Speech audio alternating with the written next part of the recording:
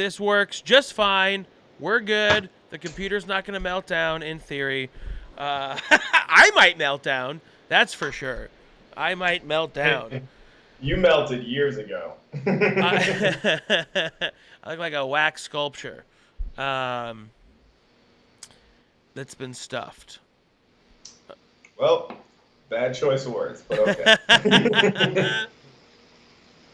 So Troy, what's up with you, man? How are you? How is your quarantine? You doing okay? hmm Good. Doing fine. We're watching a ton of movies, obviously, and Yep. this is where this kind of started. For those of you who have tuned in before to our previous episodes, we definitely have talked about a plethora of things, but I haven't gone over the fact that I am in fact a film major. I have a full-on degree from the University of Colorado at Boulder in film, and I think Troy and I have come to the conclusion that I might be the worst film student of all time. I mean, you're not a good one for sure, considering you've seen like three films. Yeah, I have seen. I haven't seen a ton of films. That's for sure. Definitely more of a fan of. I'm definitely more of a fan of more popular movies. I guess would be one way to say Well, it.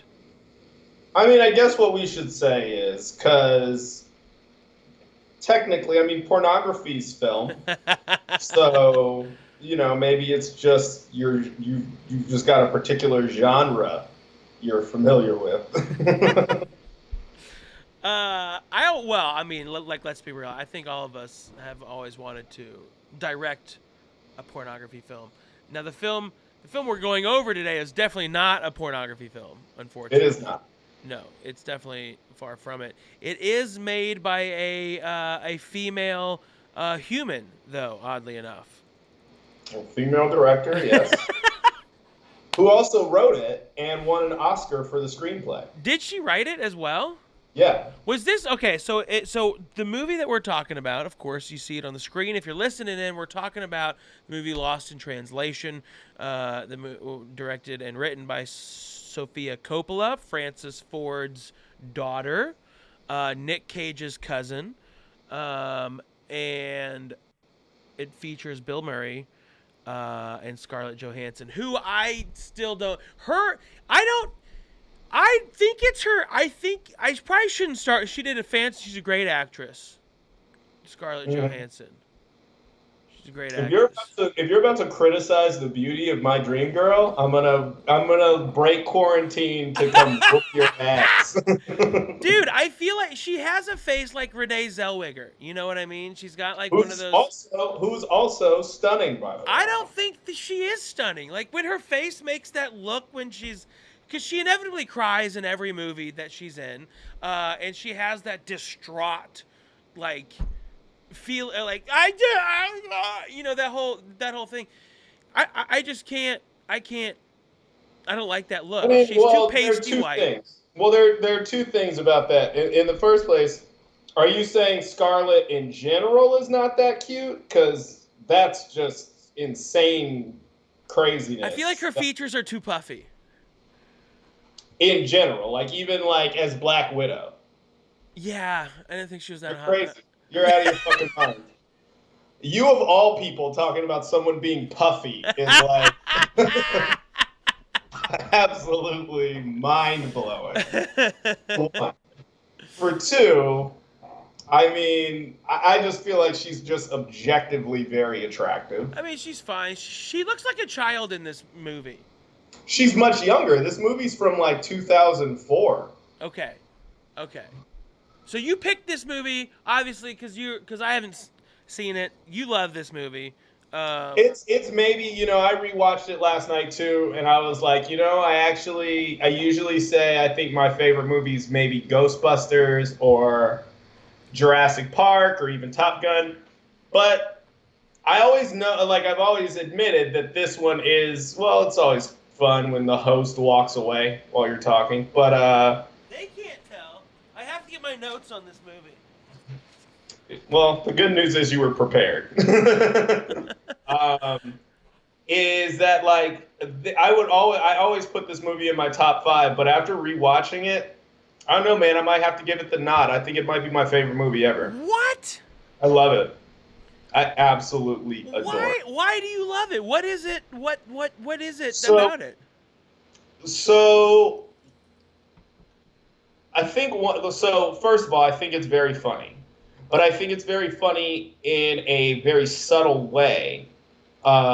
Obviously, the reason, with my other favorite comedies being like Ghostbusters, Groundhog Day. I mean, I love. Almost slapstickish. Okay, so clearly you have No, a but those thread. aren't It's not slapstick. slapstickish, but it's definitely, it's more comedy than it is anything else. What is?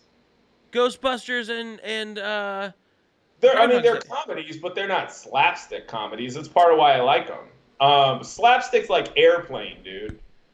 Airplane's a slapstick Okay, comedy. The sure, Naked Gun's a slapstick comedy. sure, This is sure, not. sure. Those are I, not I I slapstick. used the wrong phrase there for sure. That's part of why I like them is because the humor is a lot more subtle in a way.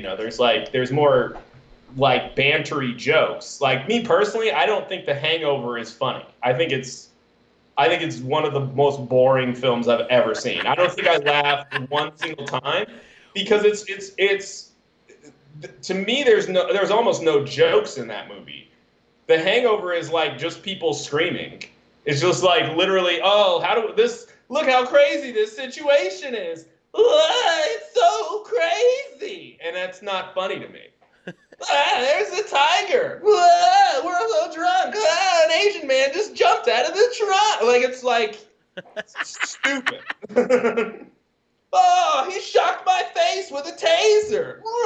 Like it's like there's Wait, no jokes. I mean, So you're like, laughing right now. It's physical humor.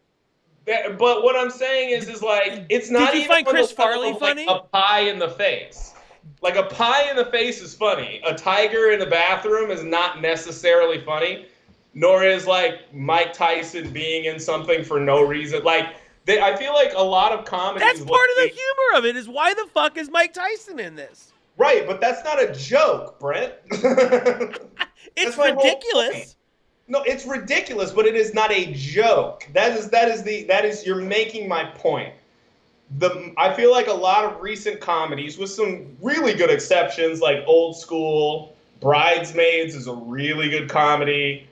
Mean Girls is fantastic. Like there's some really good ones that have jokes, but there's a lot of really dumb. Let's put these dudes in weird, ridiculous situations and then have them scream at how crazy the situation is, and then like that are like just to me like objectively not funny.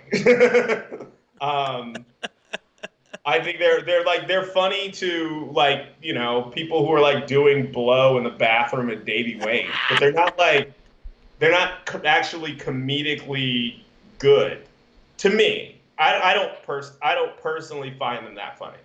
A What I lot of love people about would disagree with you.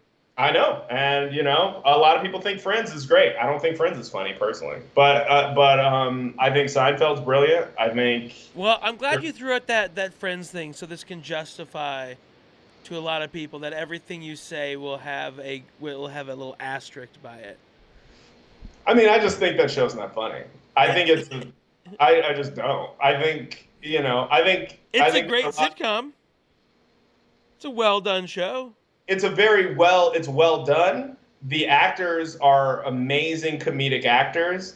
I just don't think it's that fun. Like I don't think the scenarios and the jokes are actually that good. Like to me, I watch Seinfeld 9 seasons. There's not a heartwarming moment, and and in addition, I just feel like the jokes are better. I just think they're actually really good jokes. But in any case, back to Lost in Translation. I think Sure. it's I think it's really funny. I think it's a pretty grounded. It's a super grounded premise, which I like.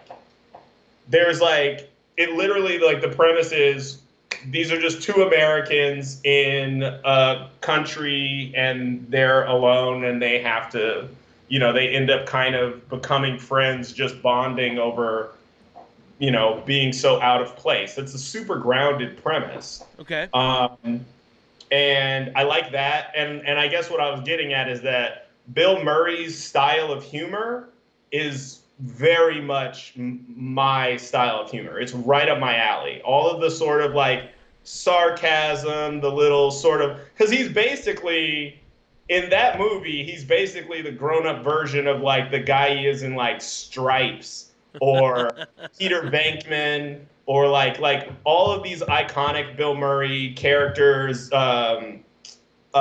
Dude from Groundhog Day. I don't know why I'm blanking on his name right Sure. now. But like that style of humor is much more what I like because it's very joke based. It's like sarcastic comments, little riffs, little like that's the stuff I like, and I don't really care. I don't need someone getting like hit over the head with a mallet necessarily. So that's the first thing. I think it's actually really really funny. Um, I think it's again, I like that it's a very grounded premise that to me makes it very relatable. I think it's very easy to see yourself sort of in those characters in that situation where the sort of culture shock that they're dealing with is super high. And the thing is that they're having to deal with it themselves. And how, even though you could be in one of the biggest cities on the face of the planet, that in and of itself is isolating. You know, there's all those shots of like them way up in the hotel, and it's like Scarlett Johansson alone in this room looking out on this just expanse of a city, and you feel her isolation. And I think that that's really Right down your alley. I just think it's a really well. I just think it's a really compelling and relatable thing scenario. I think we could all envision like, yeah, you would go like, I'm gonna go try to see stuff. You know, she tries to go out and see things, and it's like it just makes her feel more alone. You know, I think but I think that that's relatable, and I think that I don't know, there's something to that, and I love the like, you know, when it becomes fun is just that little bit of like having someone else to go along for the ride with you, even though they couldn't be more different, you know? This guy's been a movie star for decades, and she's like Just out of college. just fresh out of college and fresh out of college and newly married, and she's a little pregnant. So like so it's like Wait, she's drinking alcohol. is she? Yeah, because when they go to the bar, she Oh sits yeah, no, next to you're him. right. Yeah, you're right. She orders a vodka tonic instead of a Yeah, Centaurus. you're right about that. So, but she's newly married, and you know, if you think about that, like she's one of the things she says is that she doesn't even know who she married. Like she's fresh out of college, she's newly married. She all of a sudden is like, I don't even know who this guy is, and she's realizing that 8,000 miles away from home in a hotel in the biggest city where nobody, like nothing makes sense. She doesn't know where to go. She's lost. She's confused.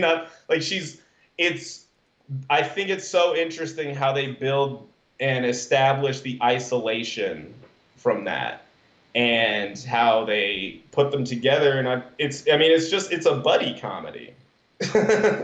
You know, and I really like I don't know, I really like that low key thing. I do think it's really funny, but I also think it has a ton of heart. And yeah, man, I just think it's a great one. I like. Okay, tell me this: what didn't you like about it? I didn't think it was that funny. I thought there were funny parts. I thought there were funny situations that they were put in, but I didn't think it was. I don't think it was as funny as you think it was. The way that you explain it and talk about it makes it feel like it should be funny throughout. Like, I keeps think it is. going. I It's think it is. fine. Like even the situations like I don't know. Maybe I just felt uncomfortable in some of them as well. But Well, why? Why do you feel uncomfortable? Explain that. well, like like when he's in the tub talking to his wife, His wife, yeah. uh, I'm just like, what the fuck is wrong with you, lady? How do you not fucking hear this and see what's happening right now? And she's just like, yeah, whatever. And then like that to me is just such an uncomfortable moment of like painful moment. Right, But I guess how is that not more bleak than it is funny? That's but why I I thought guess you love this but movie, is that's what because you I'm love but I guess pain. that's what I'm no, but that's not that's kind of what I'm saying is what I think is so great is how they establish how all of these things are isolating these two people. It's not just that they're in Tokyo. He's also like married and he's isolated from his wife because because he is sort of like alone and kind of reaching out a little bit and she just doesn't hear it because it's just he's just kind of stuck in this kind of dead marriage and that's isolating too. Like everything outside of their sort of relationship is sort of pointing out how alone these people were fairly alone before they even got there, right? And Yeah, then Tokyo is fucking enhancing that, crazy, right? and I think that I think that's building out who these people are and their motivations and things like that. It's not a slapstick comedy. To me, that movie is a comedy. You In a think way, Lost in Translation is a comedy? oh yeah, 100% it's a comedy. But Wow. I guess you could call it like a subtle rom-com in a way. It's definitely a But romance more than anything. but the thing is, it's more of a buddy comedy than it is a romance. It only turns sort of romantic towards the very, very end. You can tell that there's tension between them early. Well, there's tension because he's, And you can tell where it's going. In fact, I wrote down early, is anyone faithful? No, but they, everyone's always fucking, no matter if they're married or not. but they don't though. That's the You're whole. right, they don't. That's, I wrote that down too early. I assume they would. They I don't, know. but he does fuck that other lady. Yeah, but which he regrets, and part Of of the course. reason he does right. But the thing about that is remember when that happens? That happens when he's there by himself and she's out of town. When Scarlett's gone, because he's even more alone. When he doesn't cheat on his wife if Scarlett is there to help entertain him. Mm-hmm. That's the thing. He wouldn't have cheated on his wife if she was there. Mm-hmm. So it's really just more about that isolation and I think that's kind of what I'm getting at, man, is I think it's what part of what I love about it is it's so fucking deep. Like and I think that one of the things that's a trap about that movie is I think if you're waiting for something to happen, you generally won't like it because the actual story is their relationship. The story arc, the first act, second act, third act, with the beats and everything, all of that's all their relationship. The actual movie, it's like if you watch it going like, all right, so when are they going to rob a bank or something? Then you're going to be bored. And I feel like a lot of people watch it the first time they watch it because most movies are kind of beating you over the head with the story, with like, this is the new thing, this thing happens, and then this, and then, and theirs is, the story is just contained in their relationship, and I think it's just a really beautiful thing. I think it's very different. I think it's very deep. I think it's a very human story, and it's super relatable, and dude, I think it's so funny. Okay, I mean, so I will agree with you there, and I did put that down as well. I do think that for some people this is super relatable, especially for us on Bill Murray's side, and I'm sure that there's and even what a potential spouse of an entertainer, a traveling person like that. is always going to be alone, and you know, so you kind of see both ends of that, and I do give credit for it being you know, definitely a relatable story. Even business people that travel all the time and have to leave their family behind, for sure. Um, yeah, I mean, I did want something to happen. I wanted, See, but but what do that's you what think he whispered it like into her ear? Like, do you think that they're gonna fuck later on? I bet you they no, are. no. You don't think so? They're You not. don't think he's gonna come back for her? Call me when you're in LA. Let's bump That's uglies. the thing. You know, there's actually like a lot of like if you Google it and stuff, because it's deliberately set so that we don't hear Of it. course. Which And the soundtrack for this whole movie is amazing.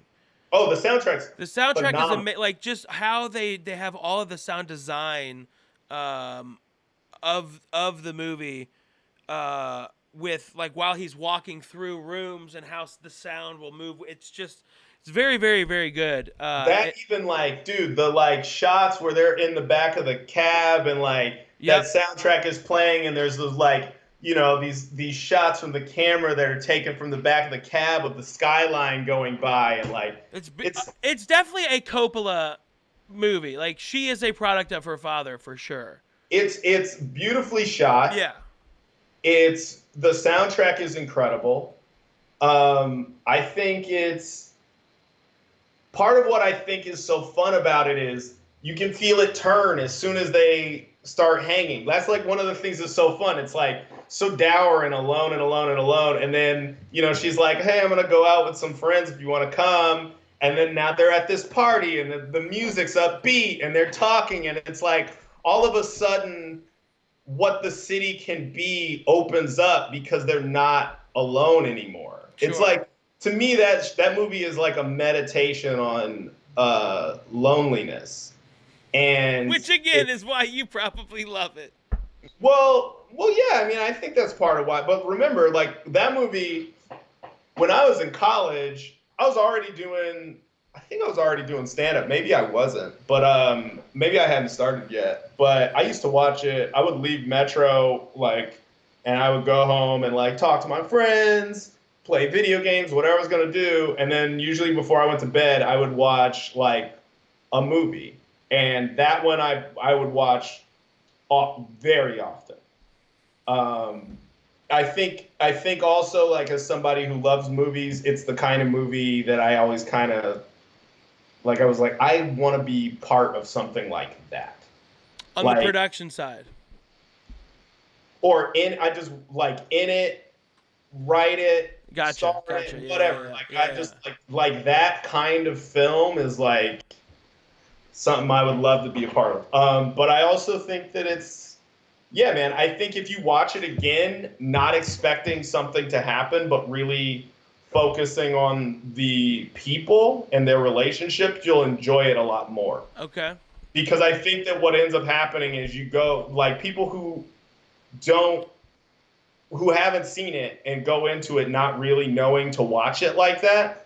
If you watch it going like, all right, so when the fuck is the thing? When are they gonna, when are they gonna go on a trip together over here? When are they gonna do, like when's something gonna happen? When's things gonna blow up? Whatever. When, is like her husband gonna catch them together? Like when? When is the big thing? That's what I was waiting for. If you do that, to me, in the first place, you miss a lot of the comedy. And in the second place, you miss a lot of what the actual story is, because the story is their relationship. It's not. I feel like they should have a disclaimer at the front, like, hey, don't expect anything to happen and you'll love it. I just think it's like, it's an example of kind of yes. audiences are so trained to wait for, and then there's a car accident, and then she's in the hospital, and he's by or herself. they get caught, or whatever. Yeah, everybody's trained to watch things like that because there's very, very, very few character study kind of films like that, and that's part of what I think makes it so fucking great. But I also do. I mean, dude, I think it's really funny. Like, but it's so subtly funny. Even just like him having to like mess with the shower thing and like he Yeah. can't like there's like I mean, there's and they even pulled off the classic joke of, where they say something very long in Japanese, and then it's like, okay, yeah. just turn to the right. Yeah, and he's like Wait, confused and Bill Murray, Bill Murray got a Best Actor nomination for that movie. did he? How did this movie Yeah. do in the box offices? I think it did pretty well, but I mean it was a little indie. I mean it was Imagine like that. it was a little indie. I mean I think I'm not sure what kind of money it made. I don't think it was like something that was on 3,500 screens or whatever. Sure. I think it was, kind of it was a little indie. When are we But gonna get a love movie, Troy, that really depicts love how it is? Like, I don't know anything about no. Like depicts like these relations, like these one night stands, the way that they really like they're totally into them. Then they finally fuck, and then one of them is like, "Yeesh, I gotta go," and then you both feel shitty about yourself, and then you move on with your life. When are we gonna have those movies? But I feel like we have a lot of those movies. I don't know. Not the way that I feel after I fuck someone I really didn't want to. Well, I mean, the 40-year-old virgin plays with that a lot. Like, I mean, there are movies that play with that aspect of things all the time, But I just think, or the movies that start with the girl going on a walk of shame, and then later she'll run into the guy who she really decides she wants, or Yep. the dude who's a playboy who like fucks everything, and then like figures out that he, it's not actually what he wants, There are certain movies that do a really good job of that and ones that don't. Like Alfie, to me, Alfie's phenomenal. I don't know what that is. I've never seen it. Well, it's your next assignment. So, What is that? Heath Ledger? Alfie's Jude Law. That's right. Same thing. It's great. It's not, it's based off the original Michael Caine movie from the 60s. Michael. But, and they updated it. It's very it's kind of arty and different. I really like that. That was another one of the ones I would watch a lot. That one's a little more, all right, but boo, a thing happens, but like. So you don't. So. It seems like you have an affinity to movies where shit doesn't happen. No, it's not that. I think that Lost in Translation is such a phenomenal character study of a film. And I think that the characters are super well drawn. I think that their relationship is built in a very organic way. I think that it's nice that they don't ruin that relationship by actually having sex. I think it's kind of, I mean, think about it. If you went back and watched that movie again and then they fucked in the third act, it would be it would kind of destroy it. Like it would kind of fuck it up a little bit because it's not about that. Well, then what do you think? What do you think? I mean, I kind of did expect them to fuck and it to yeah, ruin but I guess what I'm saying is like think about how cheap that would actually be if that was what happened. Like it's like in that movie, it would be a very cheap thing to happen. What do you think he said? I think he gave her advice. I think he probably told her it was all going to be okay. Because I gave her a big old smooch on the lips. Yeah, because I think it was, they have this you got to weird... get that in before you leave Japan. Well, yeah, but they have this weird, awkward, ending kind of thing where, they know they've had this connection that they can't, or, that they can't, or I guess they could, but they shouldn't sleep together, both because it would be wrong, they're both married, but also because it would kind of ruin what they have to do that. As much as they would want to. But the flip side of it, I think, is, the sort of almost a little bit of rejection that comes from it. Especially because it's mostly on his part. Like, if you watch towards the end, I mean, if he wanted to, when they're in the elevator, that last elevator ride when he's about to leave, and they have those two kind of awkward goodbye kisses. Correct. She's going to kiss him on the lips, and he moves to her cheek, and then he does it twice, and it's kind of this You know what I mean? Like it's sort of this thing where It's a nod. Yeah. she's there. Like I she's think that just bothers me as a human because I'm like, y'all should just fuck. Y'all should just see, but ruin your that's life because you're already. a fucking caveman. And you don't like you're not getting that's the whole point. It's because they're real like that's what that's the whole thing is the No, but real characters people, I feel like would fuck. maybe Yeah, or maybe they that's wouldn't. what I And wanted. maybe they would value what they The have. sanctity of marriage. Ugh. Maybe they would value that they're both married. He already feels bad because he cheated on his wife already. But that's probably not the first time.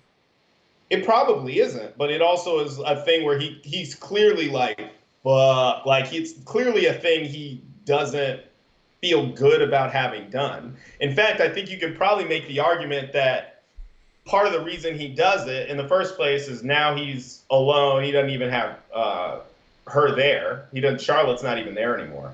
But then on top of it, it happens after his wife is kind of like Whatever. Right. so focused on other things. And they have those conversations where they're sort of laying there and she's asking him for, like, does marriage get easier? Like, does it, she's 24 and he's sort of like guiding her, and then it becomes this. And the answer is no, it does not. Yeah, but I think it's this thing where because on all scores, she's not just alone in Tokyo, and now she's going to be by herself because he's leaving. So she's 100% by herself. And in addition, remember, she's realizing she doesn't really know what's up with her husband. That feels weird now.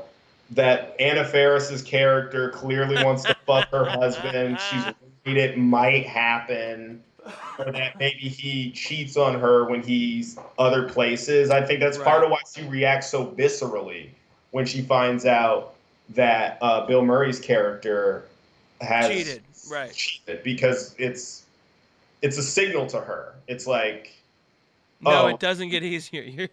I think it's a signal to her, like it's what her worry about what her husband is doing when she's not around, when he's like out late, when he's in other cities shooting with these other people, and she's worried about that. She's like tied to this guy, and that's why she's going like, she calls her friend back home who doesn't have time to talk to her, even though she's crying on the phone. Like, she could not be more alone.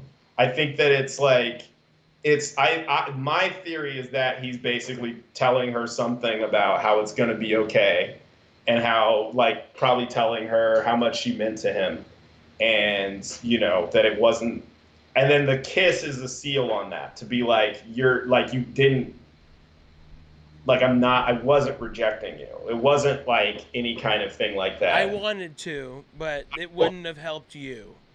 It wouldn't have.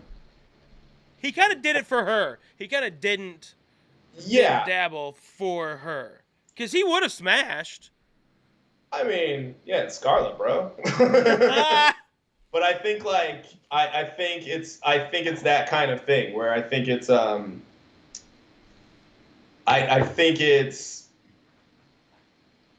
I think that's kind of what's great about it, is that we don't get to hear it as much as you want to.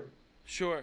Because it's like the final cap on, like, how the movie is about their relationship, and it's theirs. Do you know what I'm saying? And all these dudes just wanted to know what he said so they could use a line like that in the future. Like, no, tell me what he said. Tell me what he said. Maybe, but I guess what I mean is, like, I don't know, man. I think it's fucking great. I love it. And I do think it's really funny. I mean, he's messing with that. He, like, hurts himself on that machine that he can't, he doesn't understand what it's saying to him. Right. He's got, like, these other weird, but also, like, he's riffing the whole time, He's like, he's the most Bill Murray's, you know what I mean? The whole time he's joking around. He's like pure charisma around her. Do you know what I'm saying? Like, around the other guys. And when, even like, among other He people. just is charisma, even though he's not trying and doesn't even want to be there. It's still that's just Like he who. does want to be there when he's not by himself. It becomes fun. But for the working part, he's still charismatic when he's going through work. Yeah, but he fucking Hates hates it. doing this commercial. Right, He right. fucking hates like that his agent is asking him. Remember, his agent is like, "Come on, man, just stay longer and do this talk show." And he was like, "No, I'm getting out of here." And then he changes his mind because he Sure. wants to stay longer because To hang out with with Spiderweb. right, but Charlotte's it's Web. not. But it's not because necessarily he like wants to fuck her exactly. It's because it's like he's It's a just having a good companionship that time. he's missing. He's just having a really good time. Like, Sure. he's just having fun. And like, I don't know, there's something to that. It's more fun to be there goofing off with her than to be back like in LA with like the kids that are loud and the wife that's preoccupied with them. Like like he's like out hanging out at night. He's like drinking and doing karaoke and like they're running all over the place and they get shot at with BBs at a bar and like all this like fun stuff happens. And think about how long it's been before he's had any kind of fun like that. That's the thing, because even in LA, he's Bob Harris again. Remember, there's also that part. He's a movie star in LA, so he can't even really do any of that. Okay. All right. Well, this makes more sense now. It's just fun. Like I bet you if you watch it again with the mind state I'm giving you, you'll be like, man, I actually do kind of love this. Well, I had to do a 7-day free subscription to Stars because thankfully it wouldn't let me buy it because it was $4. So I have a subscription to Stars for 7 days. So Okay. whatever you got, that's a movie on Stars. I'll watch that for the next 6 days. Okay, I'm going to talk to you in a second and give you a different movie to watch tonight, and we'll talk more about it tomorrow. We'll talk about that one tomorrow. All right. Well, you're completely out of frame. There you are. There we go. We'll do that on maybe Wednesday. I'm recording Jake Becker tomorrow. Okay. Talking about the new Corvette. Cool. Yeah, the new Corvette C8. Apparently, a bunch of those new Corvettes that came out are just poorly assembled. On the inside though, out like the car itself is dope, but the inside shit, like the front fascia's not screwed in like at all. It was just popped in. They didn't get the screw. Like it was. Seems like it's been a bad rollout, but I mean, it's kind of that's what sucks about American cars. It's always the interior. yeah. But Well, that car is dope as fuck, exterior, though. Well, yeah, but a lot of times the exterior on American cars is not good either. The exception is the Corvette. Yeah. Almost all American. The exception is the Corvette and the Mustang. Almost the every other American high-end Mustang, because those normal Mustangs fucking blow. Yeah, but they still look pretty nice. I don't think so. Compared to like the Mustang, like when we were in high school, that Mustang, there's like that old shit, or the old Camaro, the way the old Camaro used to look. That like arrow, that dart-looking one. Yeah, the one that looked like in Beetlejuice when she stretches her face. It looks like a fucking table wedge to even out at the fucking wobbly table. Yeah, it's like terrible, dude. Well, you have your show at 7:30, right? Yeah, I gotta jump. But I'm gonna. Lost in Translation. All right, I bet you it's better than I thought it was. I definitely did want something to happen. I wasn't ready for an art film. I haven't watched an art film on purpose in quite some time. See, but I wouldn't really call it an art film. I really think it's just if you just watch it. Arty. It's kind of arty, but I think if you watch it in your head, not going like, all right, when's the bank robbery happen? If you watch it in your head, going like recognizing that the story arc is their relationship, yeah, I think and that the humor is super subtle and pay really close attention to how nuanced Bill Murray's performance is, how really nuanced all of the performances is. I mean, even Anna Faris is really funny in it because she's such a fucking airhead. Yeah. Like, where She she's nails like that role pretty talking well. about like her and Keanu Reeves. They're like, "Oh, how was working with Keanu?" I mean, he just helped me so much. He was always like giving me ideas, and like we both have 2 dogs. We love yoga. Like we both live in LA, and like we both really like karate. Like it's like super nuanced, and every character is a very well drawn, super clear person. And you can tell that like her husband does kind of want to fuck Anna Faris because she's like barely there. In the first place, he kind of didn't want her to come to drinks with and then like that girl's like, oh my god, she makes up that story about her dad being an anorexic. It's like this whole fucking bullshit thing where she's like, my dad fought on the side of the Americans Yeah, and that was so fucking no weird. Americans fought in the Bay of Pigs. He wasn't captured in the Bay of Pigs. That's like such like He's an anorexic. Yeah. she's just making shit up, and Charlotte is so smart, and she's going like, "What the fuck?" But her husband is like, "Uh huh, so Oh, Giovanni Ribisi, huh? right," and she's like, "What the fuck?" And then the other dude is like this white DJ who's like, and then I'm like, ba ba ba ba ba ba ba ba. And he's like, so the beat sounds like hella large on the track. Yeah, You know you what I'm get it, talking about? right? I have No. no idea what you're talking about. Like there's like it's so subtly funny, man. Like I just think you have It's to a fun watch it. dig on LA trash too. That's what I mean. It's doing Right. so many things, but all of them are super low key, and I love. Even when Bob Harris first meets those guys, and those guys are like, "Is that him? Nah, that's not him. Yeah, it is. That's him. Bob Harris, dude, you were awesome in that one shit when you crashed that car." And he's like, "Fuck yeah, thanks guys," and then he leaves. Like Right. there's like so many like really subtle super subtle things. Like if you watch it again and you really pay close attention to what's being said and the situations, it's very funny. But because it's subtle, it's never gonna make you go like, hoo ha ha. It's not gonna like blow you up. But I like the hoo-ha-has. Yeah, but those have their Like place. you get with but Hangover and Anchorman. Anchorman is very funny. But Anchorman's Anchorman great. to me is more like this movie than it is like. No, it's not. It's closer to this movie than it is to Hangover. No, not Yeah. even.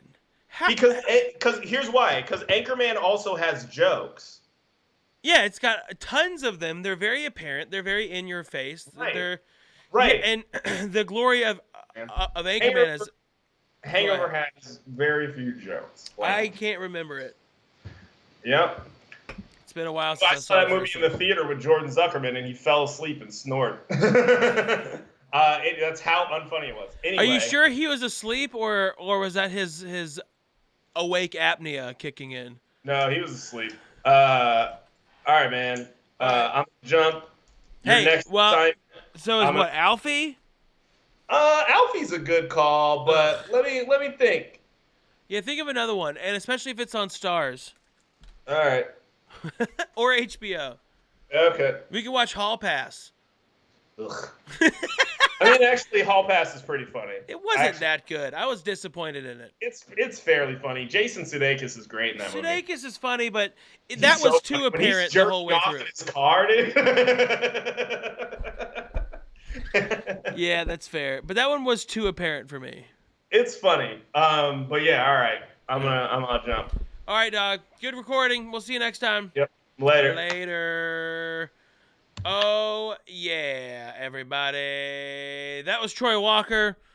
Thanks so much for tuning in. Troy, thanks so much for tuning in, you guys. I appreciate it. Happy 420, Caesar. Good to see you in the chat. I know we started a little early today. Troy had to get out, so we'll have this episode up here shortly. But I hope you had a good Stoner's Eve. We just watched Lost in Translation. I've never seen that. He loves that movie, and I gotta say, I kind of want to watch it again. I bet you that I would enjoy it way more now than I did the first time. So, I don't know. We'll see.